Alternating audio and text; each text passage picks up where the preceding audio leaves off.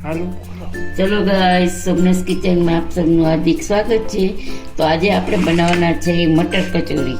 તો એના માટે મેં એક વાટકો વટાણા લીધા છે. અત્યારે શિયાળો છે તો વટાણાની સિઝન છે તો વટાણા ફ્રેશ આવે છે.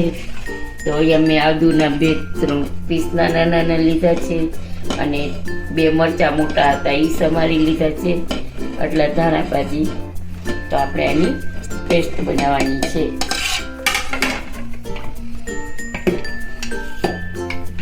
ગાઈસ, આપણું આ એકદમ બેટર તૈયાર છે. તો આટાના ફોર્મમાં આવી ગયું છે. તો આપણે એને ગેસને ઓફ કરી દઈશું અને આને ઠરવા દેવું પડશે આપણે થોડુંક.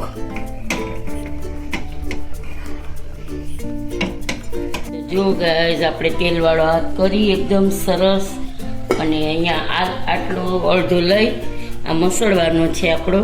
અને આ મેં મસળી લીધો છે, એકદમ સરસ સ્મૂથ કરી દેવાનો છે જેથી કરીને આપણી આલુ મટરની કચોરી છે ને એકદમ સરસ થઈ, તળ ન પડવી જોઈએ મતલબ. તો હવે આપણે એટલું મોટું ગ્લુ લઈશું, એને એકદમ સરસ રીતે ગોળ કરી લઈશું. તો જોઈ શકો છો કે ક્યાંય તરાળ નથી. તો આપણો આ લોટ બરાબર પરફેક્ટ છે. તો આપણે જરાક પ્રેસ કરી દઈશું. આવી રીતે પ્રેસ કરી અને સરસ રીતે આમ કિનાર જોઈ લેશું. તો આવી રીતે આપણે તૈયાર કરવાની છે કચોરી આપણી. જો ગાઈસ, આવી રીતે મેં બધી લોટ એકદમ મસળી અને આટાના ફોર્મમાં લઈ આવી અને પછી આવી રીતે ગોળ ગોળ કરીને જોઈ લેવાનું કે ક્યાંય તિરાડ દેખાતી નથી. તો આપણું ગોળનું બરાબર છે. હવે એને અહીંયા હથેળીથી જરાક દબાવી દઈશું એટલે આપણી કચોરી રેડી. અહીંયા મેં તેલ મૂકી દીધું છે. તો ઓલમોસ્ટ આપણું તેલ આવી ગયું છે. તો મીડિયમ આંચ ઉપર આપણે કરવાનું છે.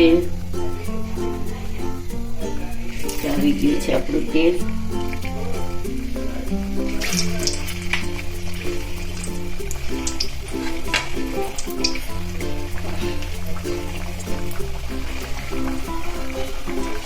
આપણે જેટલી સમય ને એટલી કચોરી નાખી દઈશું. 3 તો સમય જાય, 5 તો સમય જશે. જો ગાઈસ, આપણે હવે પલટાવી દઈશું.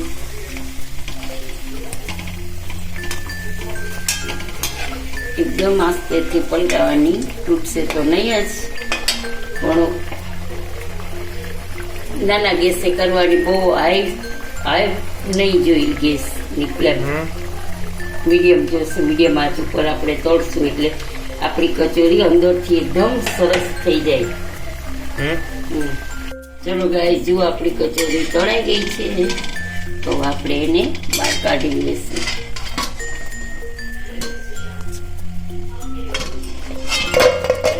જોઈ શકો છો કેવી કરારી ને ક્રિસ્પી થઈ છે. નોન બાઈને તો જોઈને જ મોઢામાં પાણી આવી જાય છે. તો હવે આવી રીતે આપણે બધી કચોરી તળી લેશું.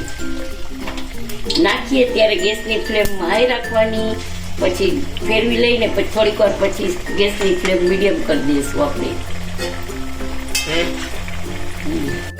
આપણી આ જે આલુની જે કચોરી છે એ રેડી થઈ ગઈ છે.